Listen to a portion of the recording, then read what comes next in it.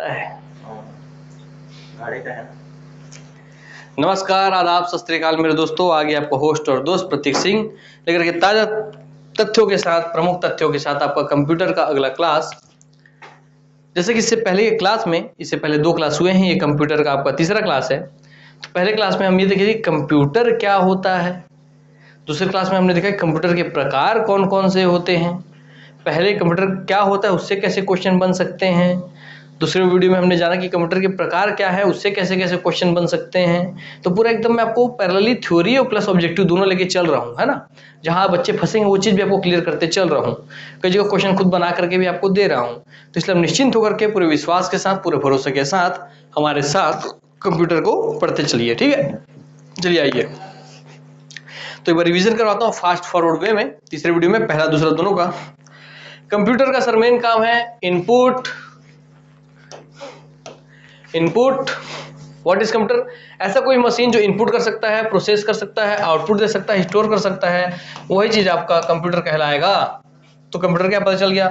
इसमें जब हम प्रोसेस को काट देते हैं, सिर्फ इनपुट और आउटपुट और स्टोरेज बचता है, उसको हम डंब टर्मिनल कहते हैं। आपको बताया था मैं। चलिए काम खत्म, पहला क्लास रिवाइज हो गया आपका। Input, process, output, storage computer कहलाएगा। चारों इसमें कंप्यूटर कहलाएगा। जिसमें ये काट दिया गया है वो डंब टर्मिनल कहलाएगा। DUMB डम या DUMP डंप, जिसमें कीबोर्ड और मॉनिटर बस होते हैं, इसका एग्जांपल है डंब टर्मिनल का। इसमें आप सीसीटीवी का एग्जांपल देखे, डंब टर्मिनल में आप सीसीटीवी का एग्जांपल देखे थे यहाँ पर, ठीक। ये भी एक डंब टर्मिनल है क्योंकि इसमें ये भी एक डंब टर्मिनल है क्योंकि इसमें कीबोर्ड है और सिर्फ मॉनिटर है। ये भी आपको पता चल गया, ठीक। सर इसके बाद हम आए थे सर कि टाइप्स ऑफ कंप्यूटर। सर इसमें जो आए थे टाइप्स ऑफ कंप्यूटर में, तो हमने देखा था सर कि कंप्यूटर को प्रकारों को 2 आधारों पे बांटा गया है। काम के या ऑपरेशन के आधार पर, या साइज के या आकार के आधार पर। काम या ऑपरेशन के आधार पर उसको 3 भागों में बांटा गया है। Analog computer, digital computer, hybrid computer. Size के आधार पर उसको 5 भागों में बांटा गया है। Embedded computer, micro computer, mini computer, mainframe computer और सुपर कंप्यूटर। सर सर्वाधिक जिसकी स्टोरेज क्षमता होती है, मेमोरी जमा करने की क्षमता होती है, वो है सर आपका मेन फ्रेम कंप्यूटर। और सर्वाधिक जिसकी प्रोसेसिंग स्पीड होती है वो है सर आपका super computer. Sir embedded, micro, mini और मेन, इन सब की प्रोसेसिंग स्पीड नापी जाती है, हर्ट्ज में नापी जाती है। सर सुपर कंप्यूटर की प्रोसेसिंग स्पीड नापी जाती है, फ्लॉप्स में नापी जाती है। फ्लॉप्स जिसका फुल फॉर्म है फ्लोटिंग ऑपरेशन पर सेकेंड। तो आपको पता था सर ये फ्लोटिंग ऑपरेशन पर सेकेंड। ओके सर, इतना मैं आपको लास्ट क्लास में पढ़ा दिया था आप लोगों को, और इतना आप लोगों को पता चल गया था। अब आते हैं हम फिर से कुछ इसी से निकली हुई जानकारी हम फिर से लेते हैं कि फिर से इससे ही कैसे क्वेश्चन बन सकते हैं। क्योंकि मेरा काम मैं बता कि आपको एग्जाम के लिए प्रिपेयर कर रहा हूँ, आपको बेस भी बनेगा, आप एग्जाम के लिए रेडी भी हो जाएंगे, आपको कोई डाउट भी नहीं रहेगा। जहां फंसेंगे वो सारी चीजों को मैं क्लियर कर देता हूँ।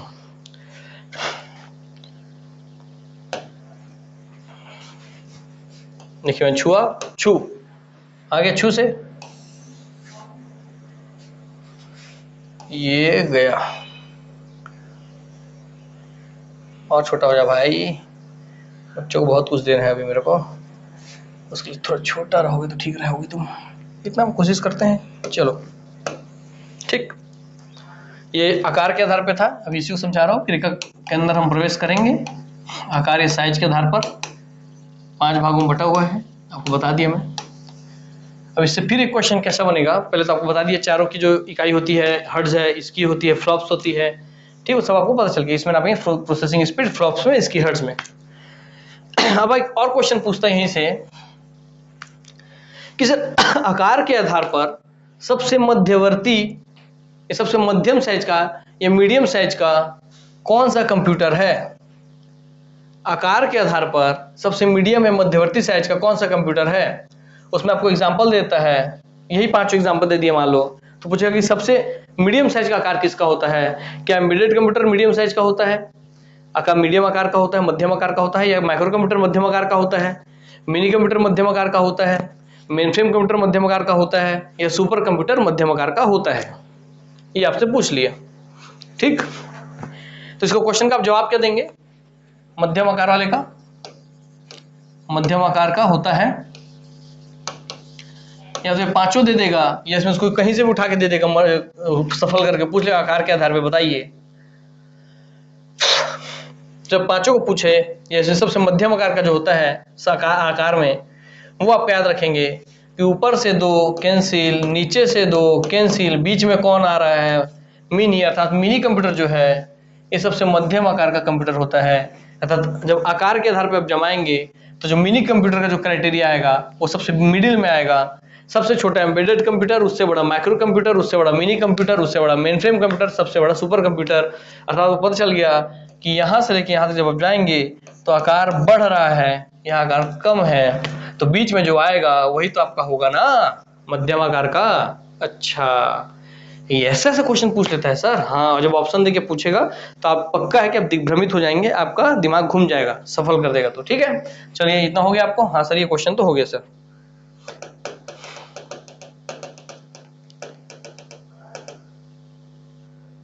ठीक,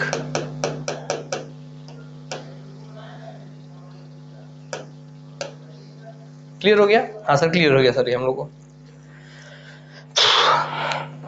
चलिए जब ये क्लियर हो गया तो ये आपको एक क्वेश्चन क्लियर हो गया, उम्मीद करता हूँ। इसको मिटाता हूँ। ठीक,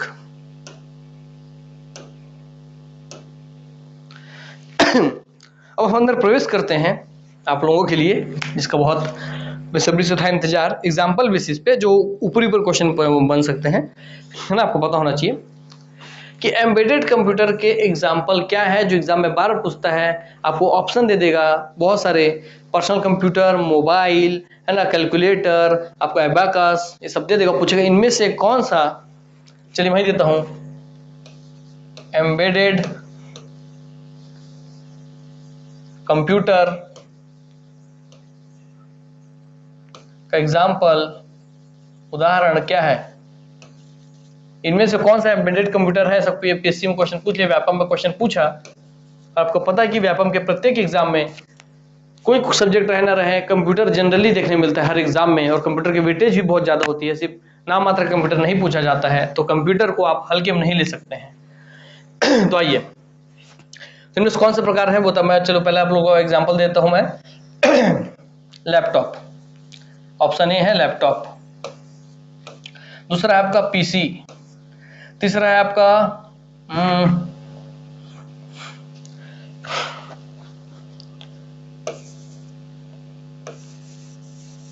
कैलकुलेटर। ठीक, आपको कैलकुलेटर बार बार बोल रहा था मैं, इसलिए कैलकुलेटर। और चौथा आपका क्या दे दूं मैं आप लोगों के लिए, mobile phone, mobile, A B C D, और पांचवा ई है, इनमें से कोई नहीं। एम्बेडेड कंप्यूटर का एग्जाम्पल कौन है, इनमें से कौन सा एम्बेडेड कंप्यूटर का उदाहरण है। ये क्वेश्चन बार बार पूछता है, बहुत बार पूछता है। नहीं पूछा अगर तो अब पूछेगा, और जिन पूछेगा तो हमारे एनालाइजर के बच्चों से बनना चाहिए, इसलिए मैं आपको ये क्वेश्चन करवा रहा हूँ। उसके बाद भी अगर आपको डिटेल में कॉन्सेप्ट सीखना है कि कैसे कैसे काम करता है, कैसे प्रोसेस होता है, कैसे प्रिंसिपल क्या है, कैसे एक दूसरे से लिंक होता है ना। हम सर्च करते हैं, टाइप करके, तो किस तरीके से वो सर्च जो हम किए हैं वो कैसे किस तरीके से सेंड होता है, कौन उसको रिसीव करता है, कौन वहाँ से डाटा भेजता है, वो हर एक चीज़ अगर आपको सीखना है क्रमबद्ध तरीके से, तो उसके लिए आप एनालाइजर का वीडियो कोर्स परचेस कर सकते हैं, जिसमें हमारे सीनियर सर ने पढ़ाया हुआ है कंप्यूटर सब। ठीक है, तो आइए इस पे हम आते हैं। तो एम्बेडेड कंप्यूटर का उदाहरण कौन सा है बताइए। आप अपने मन में एक का एग्जांपल ले लिए होंगे, उसमें देखिएगा किसका गलत है किसका सही है, फिर अपने हिसाब से जज कर लीजिएगा खुद को। तो एम्बेडेड कंप्यूटर का उदाहरण इनमें से जो है वो है लैपटॉप नहीं, वो है पीसी नहीं, वो है कैलकुलेटर हाँ, वो है मोबाइल नहीं। अर्थात कैलकुलेटर जो है वो एम्बेडेड कंप्यूटर का एग्जाम्पल है। समझ गए बात को? हाँ सर समझ गए सर। हम जब आप समझ गए हैं तो आइए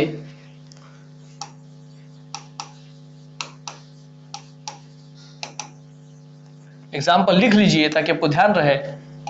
कैलकुलेटर, लेटर। दूसरा वॉशिंग मशीन, याद रखेंगे वॉशिंग मशीन भी इसी का एग्जाम्पल है एम्बेडेड का। ठीक है, और ऐसे बहुत सारे एग्जाम्पल आते हैं इसके अंतर्गत। जब हम इसके अंदर प्रवेश करेंगे तो आपको उसके बारे में जानकारी देंगे। फिलहाल आप अभी देखते चलिए जो सबसे ज्यादा हाईलाइटेड क्वेश्चन जिनसे बने बार बार, कैलकुलेटर से बार बार क्वेश्चन बने हैं, इसलिए आपको कैलकुलेटर कराया हूं मैं। ठीक है, अब आते हैं माइक्रो कंप्यूटर में। तो माइक्रो कंप्यूटर को हम देखते हैं।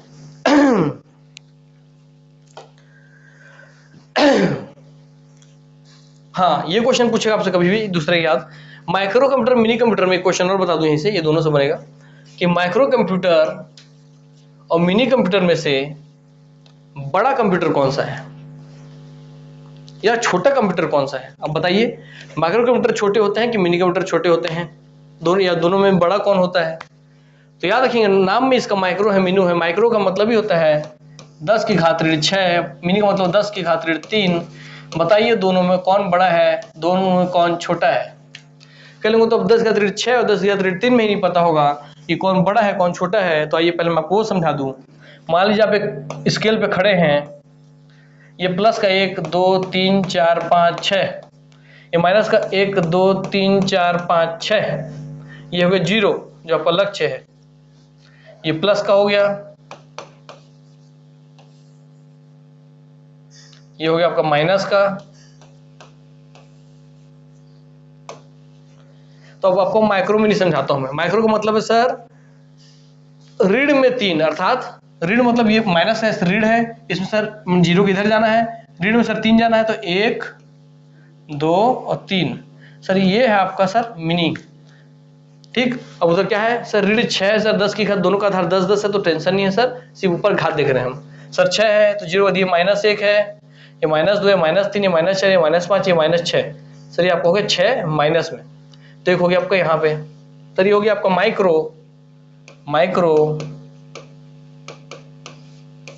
ये हो गया आपका मिनी। कैसे समझा रहा हूं देखिए आप। अब आप बताइए कि इसमें से किसको सकारात्मक बनने के लिए, पॉजिटिव बनने के लिए सबसे ज्यादा चलना होगा, ये सबसे ज्यादा मेहनत की जरूरत है। ये जो सबसे उसके वो छोड़िए, सबसे पास कौन है उसके, जो प्लस के सबसे पास होगा, जो 0 के सबसे पास होगा, वो जाहिर सी बात वो आकार में बड़ा होगा। और जो 0 से इतना दूर है, मान 0 से बहुत छोटा है, वो चाहे छोटा होगा। तो सबसे दूर कौन दिख रहा है, 6, अर्थात माइक्रो छोटा होता है, क्योंकि सर 0 से दूर है और जो जितना दूर मानो वो उतना छोटा। और सर ये 6 की तुलना में 3 पास है, अर्थात ये इससे माइक्रो से थोड़ा बड़ा होता है मिनी कंप्यूटर। ठीक, याद रहेगा आपको। हाँ सर याद रहेगा। ऋण की घात 10 की घात ऋण 3, 10 की घात ऋण 6 आपको पता चल गया। हाँ सर पता चल गया। चलिए क्लियर हो गया, मैं उम्मीद करता हूँ आपको समझ में आ गया होगा। चलिए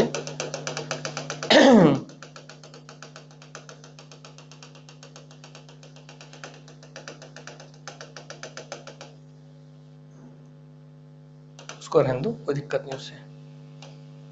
ठीक,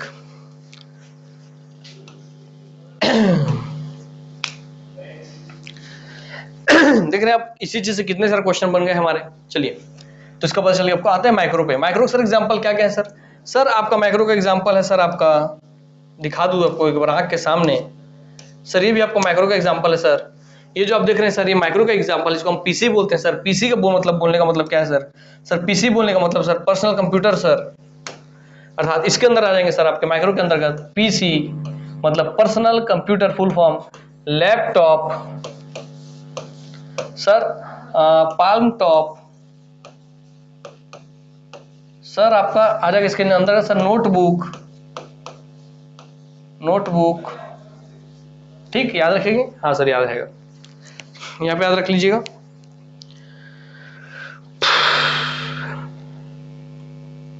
ठीक, और दूसरा देखिए कि माइक्रो कंप्यूटर और कौन होता है, ऐसा कोई भी कंप्यूटर। चलिए एम्बेडेड का यही बता रहा हूं थोड़ा। एम्बेडेड मतलब क्या है, एम्बेडेड मतलब उसके अंतर्गत ही समाहित, अर्थात एम्बेडेड का मतलब ये है, यहाँ पे आप समझिए, एक बार ऊपर ऊपर बता रहा हूँ फिर हम तो देख लेंगे। एम्बेडेड का मतलब जिसको किसी निश्चित कार्य के लिए प्रोग्राम किया गया हो और उसे उतना ही कार्य कर पाए, अर्थात जैसे कि आप बता रहा हूं आपको। अब देखिए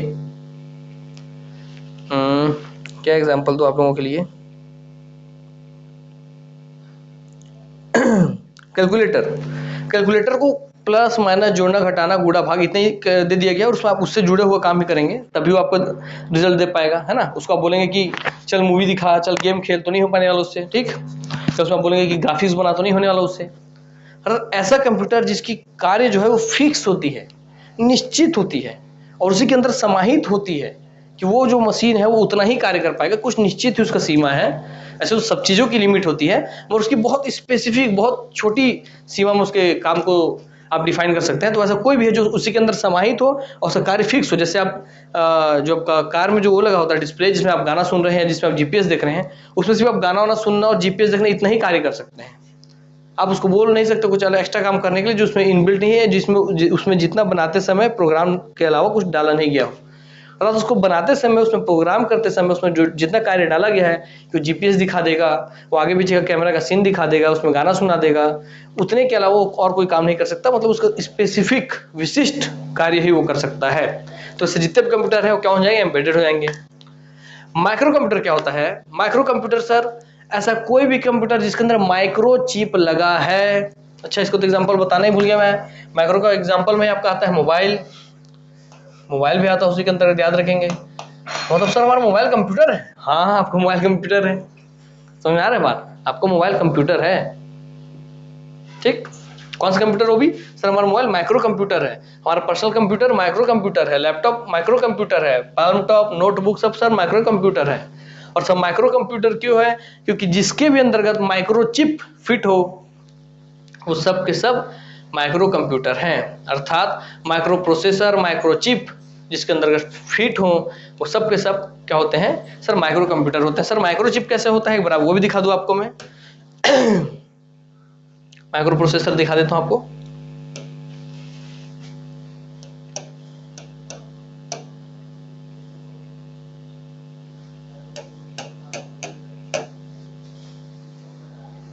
ये देखिए, देख रहे कितना छोटा है, ये उंगली के साइज का माइक्रो चिप। देखिए चिप इतना सा, ऐसे छोटे छोटे चिप, इसलिए आपका लैपटॉप जो है, आपका फोन जो है इतना छोटा मगर इतना सारा कार्य कर लेता है कि उसके अंदर इतने छोटे से जो कार्य लगा है ना, यही सब चीज को मैनेज करता है, ठीक। देख रहे हैं आप चित्रों से, दिख समझ में आ रहा होगा। देखिए कितना छोटा है, कितना सूक्ष्म है, ये अलग अलग टाइप के हैं, ठीक। हाँ सर, हो गया। अब आते हैं मिनी कंप्यूटर। माइक्रो कंप्यूटर आपको ऊपर ऊपर पता चल गया, हाँ सर पता चल गया। अब आते हैं मिनी कंप्यूटर पे। सर मिनी कंप्यूटर भी वो कंप्यूटर है जिसके अंदर माइक्रो चिप होता है, माइक्रो प्रोसेसर होता है। अरे सर वो तो माइक्रो में होता है सर, मिनी में कैसे? और अगर इसमें होता है तो सर दोनों में अंतर क्या? अब मैं बताता हूं अंतर क्या। अर्थात मिनी कंप्यूटर जो है इसमें माइक्रो प्रोसेसर तो होते ही हैं ऊपर वाले की तरह, माइक्रो प्रोसेसर, पर इसका सबसे बेसिक चीज जो है, इस माइक्रो प्रोसेसर होने के पश्चात भी ये माइक्रो से खुद को अलग कैसे करता है? क्योंकि इसका इस्तेमाल जो है कोई एक निश्चित फर्म किसी एक विशिष्ट कार्य को अंजाम देने के लिए करती है और ये किसी एक सिंगल नेटवर्क से जुड़ा होता है, याद रखेंगे आप। तभी वो माइक्रो से मिनी बनता है। अर्थात जब आप मॉल में जाते हैं तो आप देखेंगे वहाँ बिलिंग के लिए सर अलग अलग कंप्यूटर पड़ा हुआ है और सब के सब एक ही नेटवर्क से कनेक्ट है। अर्थात तो जो भी बिल बना रहे हैं उनके सेंट्रल सर्वर में जाके वो सबमिट हो जा रहा है, जमा हो जा रहा है और उनके सेंट्रल सर्वर को पता चल जा रहा है कि आज कितना सामान सेल हुआ, कितना सामान परचेस हुआ, किस चीज़ की कमी हुई, किस चीज़ की अधिकता हुई। तो वो जो है क्योंकि एक नेटवर्क से जुड़ के काम कर रहे हैं, अलग अलग सिस्टम है। जो आप किसी भी मॉल में जाते हैं तो आप देखते हैं कि सब कंप्यूटर कर रहे हैं, बिल बना रहे हैं, वो हो जाएगा मिनी। तो आपको पता चल गया कि माइक्रो कंप्यूटर में माइक्रो प्रोसेसर है, मिनी कंप्यूटर में भी माइक्रो प्रोसेसर है, मगर इसमें एक सिंगल नेटवर्क से सब लिंक होते हैं, यही इसकी विशिष्टता है, तब जाके बनते हैं मिनी कंप्यूटर। तो मिनी कंप्यूटर का यही अंतर है कि माइक्रो प्रोसेसर तो माइक्रो कंप्यूटर में भी है, मिनी कंप्यूटर में भी है, मगर माइक्रो प्रोसेसर माइक्रो कंप्यूटर में होता है तो अपना पर्टिकुलर काम कर सकता है। जैसे आप लैपटॉप देख रहे हैं, आप अकेले लिए, आप अकेले काम कर रहे हैं, कोई दिक्कत की बात नहीं है। किसी एक ही कॉमन नेटवर्क से जुड़ के सब काम कर रहे हैं, वैसा दिक्कत वाली बात नहीं है। मगर जहाँ आप देखते हैं मिनी कंप्यूटर, वहाँ पे आप देखते हैं जैसे मॉल का एग्जाम्पल बताया है ना, जोड़ करके इससे, जैसे मॉल में जो बिलिंग सेक्शन है, मॉल बिलिंग सेक्शन वाला, ठीक, बिलिंग जहाँ सब कंप्यूटर एक जैसे काम कर रहे हैं और एक ही नेटवर्क से जुड़े हुए हैं, तो मॉल बिलिंग सेक्शन इसका उदाहरण है। देखिए ज्ञान दो तरीके का होता है, एक होता है आपका प्रिंसिपल ज्ञान और एक होता है प्रैक्टिकल ज्ञान, एक होता है सैद्धांतिक ज्ञान, एक होता है व्यवहारिक ज्ञान। तो आपको ना सैद्धांतिक ज्ञान के साथ साथ व्यवहारिक ज्ञान डेवलप करना है, क्योंकि इसकी ही हमारे छत्तीसगढ़ में सबसे ज़्यादा कमी है। व्यवहारिक ज्ञान से आपको रियल में ये पता चल पाएगा कि हाँ भाई, कि माइक्रो कंप्यूटर में अगर आप माइक्रो कंप्यूटर माइक्रो प्रोसेसर लगा है तो भाई उसके अंदर कौन कौन से एग्जाम्पल आते हैं, ये अगर आपको पता है तो आपको पता है कि भाई व्यवहारिक एग्जाम्पल कौन कौन से हैं जिसपे हम काम कर रहे हैं, जिसका हमारे दैनिक जीवन में उपयोग है। वैसे ही मिनी कंप्यूटर का आपको पूछे तो आप बता सकते हैं कि मॉल में जो बिलिंग सेक्शन है, तो आपको यहाँ से व्यवहारिक ज्ञान हो रहा है साथ साथ में आपको, है ना, कि यहाँ सैद्धांतिक ज्ञान हो गया कि माइक्रो प्रोसेसर लगा होगा, एक ही नेटवर्क से काम करेगा, यहाँ तक सैद्धांतिक ज्ञान प्रिंसिपलमेटिक ज्ञान खत्म। मगर क्योंकि उसका एग्जांपल जो है मॉल में जो बिलिंग सेक्शन होता है वहाँ बहुत सारे कंप्यूटर होते हैं, साथ में बिलिंग करते हैं, ये जो ज्ञान आपको हुआ ये इसका व्यवहारिक ज्ञान हुआ, प्रैक्टिकल ज्ञान हुआ। तो दोनों ज्ञान को हमेशा साथ में लेके चलिए, ठीक है। चलिए अब आइए, जब इतना आपको बता दिया मैं, तो हम आते हैं मेन फ्रेम कंप्यूटर के ऊपर। ठीक, किसके ऊपर हम आते हैं सर? हम आ गए आपके मेन फ्रेम कंप्यूटर के ऊपर। सर मेन फ्रेम कंप्यूटर का सबसे आपको एक की पॉइंट बताऊंगा जिसे आप हमेशा पकड़ लेंगे, जैसे इसमें आपको बताया मैं दोनों माइक्रो प्रोसेसर, मगर इसमें नेटवर्क ऐड करके रखिए। ठीक, मेन फ्रेम कंप्यूटर का आप क्या देखेंगे कि सर मेन फ्रेम कंप्यूटर में जो एक की पॉइंट है आपको क्या रखना है, जिसको मैं आपको पढ़ाया था कि मैक्सिमम स्टोरेज क्षमता होती है, और मैक्सिमम स्टोरेज की जरूरत उसको क्यों पड़ रही है, क्योंकि सर उसमें मैक्सिमम डाटा उसको रखना पड़ता होगा, मैक्सिमम इंफॉर्मेशन उसको सेव करके रखना पड़ता होगा। अर्थात बताइए, तो अब इसका एग्जाम्पल प्रैक्टिकल कौन हो पाएंगे? अर्थात सर पूरे भारत की जितनी एसबीआई की सब ब्रांचेस, एक बैंक से दूसरे में पैसा, एक बैंक से दूसरे बैंक में पैसा जा रहा है, तो जितने बैंकिंग सेक्टर है, जितना पूरा कंप्लीट रेलवे सेक्टर है कि यहाँ से टिकट बुक कर रहे हैं वहाँ के लिए टिकट बुक हो जा रहा है, पूरा रेलवे सेक्टर है ना, पूरा आपका जितना गूगल है, जितना पूरा फेसबुक है, फेसबुक अंदर समाहित व्हाट्सएप, आपके इंस्टाग्राम, सबका डाटा पूरा रखना पड़ता है। तो फेसबुक वाला सबका इतने लोगों का डाटा जमा करके रख रहा है, रेलवे वाले इतने लोगों का डाटा जमा करके रख रहा है, बैंक वाले इतने सारा डाटा रखता है कि हर दिन इतने लोग ट्रांजैक्शन कर रहे हैं, वो इसको पैसा भेजा, वो उससे पैसा लिया, यहाँ से वहाँ ट्रांसफर हुआ पैसा, वहाँ से वहाँ ट्रांसफर हुआ, अर्थात उनको कितना सारा डाटा रखना पड़ रहा है। तो और जनगणना विभाग जिसको 140 करोड़, देखिए आज हमारा जनसंख्या होने वाला है, तो 140 करोड़ की जनसंख्या का जो सेंसस रखा है, डाटा रखा है, तो हमारा भारत सरकार का जनसंख्या विभाग देखिए, अर्थात कोई भी ऐसा डिपार्टमेंट, कोई भी ऐसा ऑर्गेनाइजेशन, कोई भी ऐसा विभाग जिसको बहुत सारा डाटा रखना पड़ता है, बहुत सारी इंफॉर्मेशन जमा करके रखना पड़ता है, वो सब आपके अंतर्गत आते हैं मेन फ्रेम कंप्यूटर के। जैसा आपका जनगणना विभाग, ठीक, जैसा आपका बैंकिंग सेक्टर, ठीक, जैसा आपका सोशल नेटवर्किंग साइट, सोशल लिख देता हूं यार, social networking site, just like Facebook, है ना, गूगल, ठीक, और आपका इंस्टाग्राम, व्हाट्सएप, जो सब फेसबुक अंतर्गत है, इन्हीं लोग। तो जितने भी ऐसे एग्जाम्पल हैं, है ना, ये सब किसके अंदर आएंगे सर? मेन फ्रेम के अंतर्गत आएंगे। इसीलिए आप देखिए कि सुपर कंप्यूटर से ज्यादा स्टोरेज क्षमता दिखा रहे हैं, इसलिए मैक्सिमम स्टोरेज की जब हम बात करें तो सुपर कंप्यूटर ना होकर के वो मेन फ्रेम कंप्यूटर रहता है, क्योंकि जितने भी ऐसे इंस्टीट्यूट होती हैं वो सब के सब क्या लगाते हैं सर? जिसको बहुत सारा डाटा रखना है वो मेन फ्रेम कंप्यूटर लगाते हैं। चलिए आपको एक इमेज दिखा देता हूँ मेन फ्रेम होता कैसे है, क्योंकि यहाँ तक आप एम्बेडेड कंप्यूटर में कैलकुलेटर देखे हुए हैं तो दिखाने की जरूरत नहीं पड़ा, आप लैपटॉप, पाल्म टॉप, नोटबुक ये सब देखे हुए हैं इसलिए दिखाना, मोबाइल देखे हुए हैं, ये सब दिखाने की जरूरत नहीं पड़ा। मिनी कंप्यूटर में यही सब होते हैं मगर एक नेटवर्क से जुड़े होते हैं इसलिए इसको भी दिखाने की जरूरत नहीं पड़ा। मगर मेन फ्रेम कंप्यूटर कैसा दिखता है ये दिखा दो, और सुपर कंप्यूटर कैसा दिखता है वो भी दिखा देता हूँ, फिर उसके बारे में बता दूंगा। तो आइए क्योंकि बोला ना आपको प्रैक्टिकल नॉलेज देना है, मुझे व्यवहारिक ज्ञान देना है, और जब देखते हैं वो चीज आपका स्ट्रॉन्गेस्ट मेमोरी होता है ना, जो भी डाटा आप देखे हैं, इसलिए आप देखने पे ध्यान दीजिए। चलिए आते हैं मेन फ्रेम कंप्यूटर इमेजेस। देखिए, दिखा आपको, ये है आपका मेन फ्रेम कंप्यूटर लिखा हुआ है, देखिए ऐसा ऐसा पूरा दिख रहा है, इतना बड़ा बड़ा पूरा बॉक्स अलमारी जैसा दिख रहा है आप लोगों को, दिख रहा है ना? हाँ सर दिख तो रहा है, ये इसको थोड़ा बड़ा कर देते हैं। हाँ देखिए, हाँ सर अब दिख रहा है, देखिए अलमारी से कतार बना हुआ, फिर उसको बगल में और कतार बना हुआ, इधर और कतार बना होगा। सर इतना सारा ये क्या चीज़ है सर? इसके अंतर्गत समझिए आपके बहुत सारे मेमोरी कार्ड, बहुत सारे हार्ड डिस्क लगाए हुए हैं और सब में उतने सारे लोगों का डाटा जमा हो रहा है। तो आप समझिए कि कुछ और ना हो करके ये आपका हार्ड डिस्क ही है, जिसके अंदर बहुत बड़ा हार्ड डिस्क है। हार्ड डिस्क जो मेमोरी जमा करने का काम है, ये बहुत बड़ा मेमोरी कार्ड है, बहुत बड़ा मेमोरी चिप है, जो भी आपको याद रखना है, जिससे आप समझते हैं डाटा जमा होता है, वो है आप समझिए ये, जिसके अंदर बहुत ये एक बहुत बड़ा हार्ड डिस्क है, बहुत बड़ा मेमोरी, इसके अंदर और बहुत सारे छोटे मेमोरी भरे हुए हैं और उन सबको जोड़ करके एक बड़ा मेमोरी बना है। अर्थात सोचिए कि बहुत सारे डाटा को ये जमा कर सकता है। अर्थात जहां भी बहुत सारे डाटा को जमा करना पड़ेगा वहां इस तरीके के कंप्यूटर का जरूरत पड़ेगा। आप देख लीजिए मेन फ्रेम कंप्यूटर, ठीक, और इमेज देखते जाइए, देखिए सब जगह वैसी है, दिख रहा है आप लोगों को? हाँ सर अब दिख रहा है सर, हमको अंदाजा रहेगा सर, ठीक है, ठीक, सब दिख रहा है। मेन फ्रेम कंप्यूटर देख रहे हैं किस तरीके से पूरा है, जमा हुआ है, वो दीवार में वही है, इधर पूरा इधर पूरा।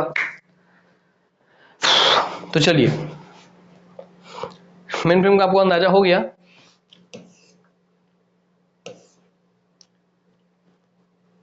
अब आपको दिखा दो super computer. Sir super computer तो ऐसे ही दिखता था सर, दोनों में अंतर क्या है? दोनों में आपको बताया हूं, अंतर दिखने मात्र का नहीं, प्रोसेसिंग का है। सुपर कंप्यूटर ये है आपका सुपर कंप्यूटर। समिट देखिए, समिट आप पढ़े अभी, summit 5 is the world's fastest super computer could change the world, ठीक। ये IBM ने बनाया है, जिसका नाम है समिट। ये आगे जाके आप पढ़ेंगे, जिसको कई लोग सुमित पढ़ते हैं, और सुमित नहीं है, वो समिट है। IBM जो इसका फुल फॉर्म है international business machine. International business machine द्वारा बनाया गया, शायद ये सबसे पहला ही क्या हुआ बाद में आपको बता दूंगा मैं, ठीक है। सही, वर्ल्ड का सबसे फास्टेस्ट सुपर कंप्यूटर था, हाँ याद आ गया, 2016-2008 ऐसा करते। 2016 में इंटरनेशनल बिजनेस मशीन द्वारा बनाया हुआ सबसे फास्टेस्ट जो सुपर कंप्यूटर था, दुनिया का सबसे तेज सुपर कंप्यूटर था, वो यही समिट था, जो लिखा हुआ है यहाँ पर। समिट दिखा दो आप लोगों को जूम करके, मैं हो जा भाई, लिखा हुआ दिख रहा है SUMMIT, समिट। समिट बोलिए चाहे सुमित बोलिए, वैसे सुमित है नहीं, और 12 साल को उच्चारण बता रहा हूँ। तो समिट जो कि दुनिया का सबसे फास्टेस्ट, तो कब 2016 में सबसे दुनिया का सबसे फास्टेस्ट जो सुपर कंप्यूटर था वो समिट था। चेक कर लेता हूँ यार, गलत डाटा क्यों दूं आप लोगों को, मैं नहीं चाहता मेरे बच्चों को कोई गलत डाटा जाए कभी भी।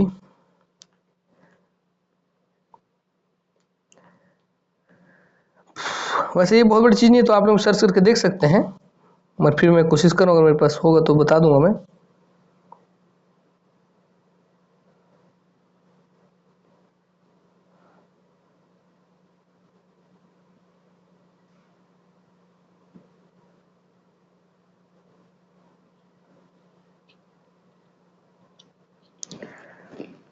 ईयर मुझे थोड़ा गड़बड़ी हो रहा है, एक बार मैं क्रॉस चेक कर लेता हूँ आप लोगों के लिए, ठीक है, कि 2016 की 2018 है।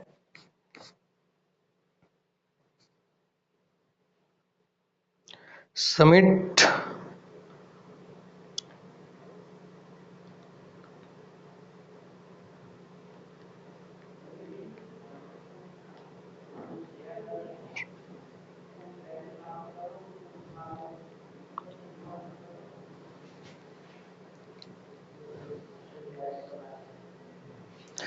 Summit supercomputer made by International Business Machine is launched in which year?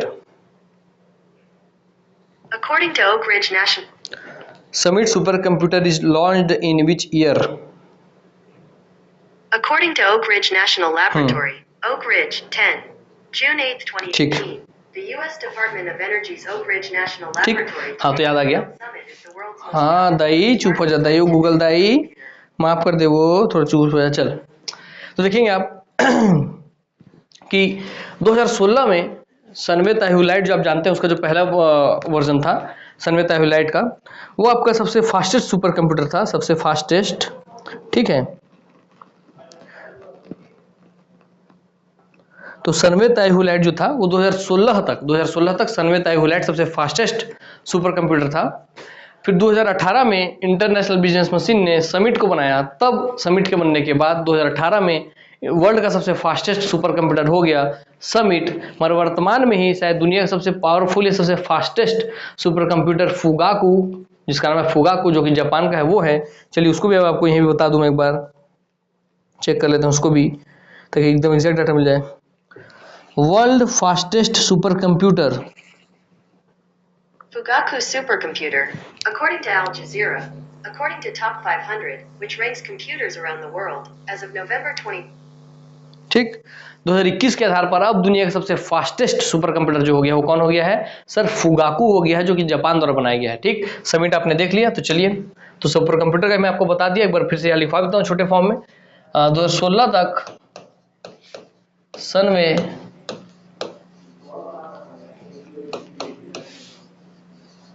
ताइहू light, जो कि चाइना का था, ये था। 2018 में आपका बना समिट, जिसका इमेज आपको दिखा चुका हूं मैं, जो कि अमेरिका के international business machine IBM USA द्वारा बनाया गया था। यूएसए का जो कंपनी IBM उसके द्वारा बनाया गया था। और 2021 में दुनिया का सबसे फास्टेस्ट जो सुपर कंप्यूटर है वो आपका है फुगाकू। फुगाकू जो बनाया है जापान ने। ठीक, याद रहेगा? हाँ सर याद रहेगा। चलिए ये हो गया, वास्ते यहां पर। तो इस तरीके से मेन फ्रेम कंप्यूटर में आप समझ गए कि जिसको भी बहुत ज़्यादा डाटा स्टोरेज करना है उसको मेन फ्रेम कंप्यूटर की जरूरत पड़ेगी ही, है ना? उसके बिना उसका काम नहीं बनने वाला। ठीक है,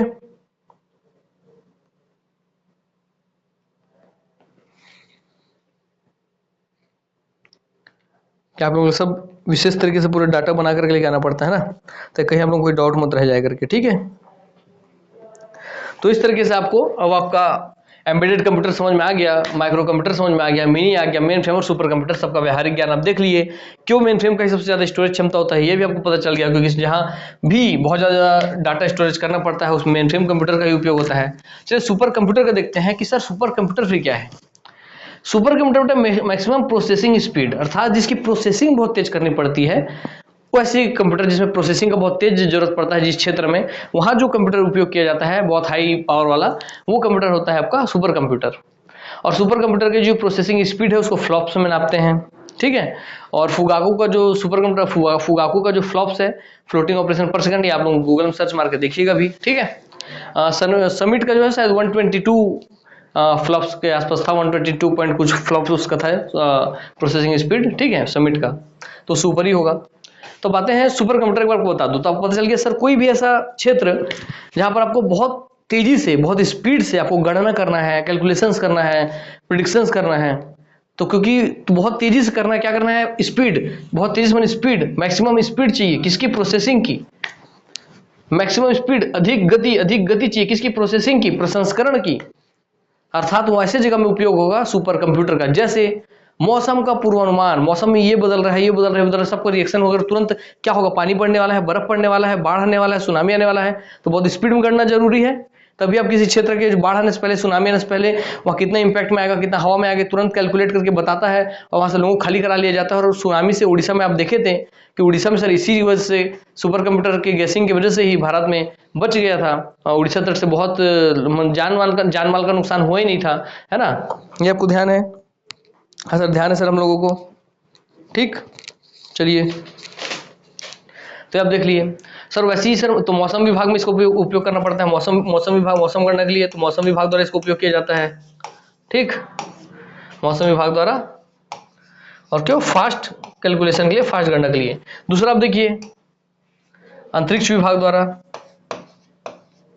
अंतरिक्ष विभाग द्वारा क्यों, क्योंकि अगर आप एक रॉकेट लॉन्च किए हैं तो रॉकेट कितनी स्पीड से जाता है अंतरिक्ष की ओर, तो रॉकेट किसी इतनी स्पीड से जा रहा है और उससे भी ज्यादा स्पीड से आपका कैलकुलेशन जरूरी है कि भाई कब कहाँ पहुंचेगा, कब उसका पहला फेस निकलेगा, दूसरा फेस निकलेगा, कितनी स्पीड में जाकर किस गति से छोड़ेगा आपके सैटेलाइट को, किस गति से वो मूव करेगा, कितनी स्पीड में वो जलेगा, धरती का किस स्तर पे आते आते उसका पूरा खाक हो जाएगा जल के, उसका जो कल पुर्जा है वो सब कैलकुलेशन जो करता है वो सुपर कंप्यूटर ही करता है। तो अंतरिक्ष विभाग, मौसम विभाग, ऐसे किसी विशिष्ट परफॉर्मेंस को डन करने के लिए कि किसी पर्टिकुलर से, हाँ ये मौसम विभाग वाला काम सिर्फ मौसम की गणना के लिए करेगा, है ना, बहुत स्पीडली करेगा।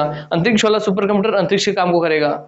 तो किसी स्पेसिफिक मगर बहुत अधिक प्रोसेसिंग स्पीड की जहाँ जरूरत होती है, बहुत अधिक तीव्र गति वाले कैलकुलेशंस की जरूरत होती है, वहां पे सुपर कंप्यूटर का उपयोग किया जाता है। और आप लोगों को ये क्लियर हो गया होगा, ठीक है, क्लियर है? हाँ सर, ये तो हमको क्लियर हो गया। अब हमको 5 प्रकार के बारे में जानकारी हो गया सर। सर मगर हम लोग उधर जो सर आप पढ़ाए थे उसमें से सर ये जो 3 पढ़ाए थे, एनालॉग, डिजिटल और हाइब्रिड, तो इसके बारे में तो आप कुछ बताया ही नहीं सर। तो चलिए अब हम इसके अंदर प्रवेश करेंगे, आपको इसके अंदर ही हम सब जानकारी दे देंगे, ठीक है? तो आप चिंता मत कीजिए, हम इसके अंदर अंदर 1 बाय 1 प्रवेश करेंगे और आपको सब चीज़ की जानकारी दे देंगे, ठीक? और फिर उससे जुड़ा हुआ जो आपको क्वेश्चन होना चाहिए, जो थ्योरी पढ़ा है उससे क्या क्वेश्चन बनना चाहिए, कैसे क्वेश्चन बनना चाहिए, वो भी आपको समझा दूंगा मैं, ठीक है? तो चलिए, ये क्लास आप लोगों के लिए आज के लिए क्लास बहुत काफ़ी है। तो इसके आगे का जो क्लास रहेगा उसको हम नेक्स्ट वीडियो से कंटिन्यू कर लेंगे। और इसके नेक्स्ट क्लास से भी हम अब analog computer, digital computer, hybrid computer, इसके बारे में जानकारी लेंगे, उससे रिलेटेड कुछ क्वेश्चन देखेंगे और उसी क्रम में आगे बढ़ते हुए आप लोगों को कंप्यूटर क्लास लेकर के चलते रहेंगे। तो चलिए यहीं पर अपनी वाणी को विराम देता हूँ, आप सबसे अलविदा लेता हूँ। तो नमस्कार, जय हिंद, जय भारत, जय छत्तीसगढ़, वंदे मातरम।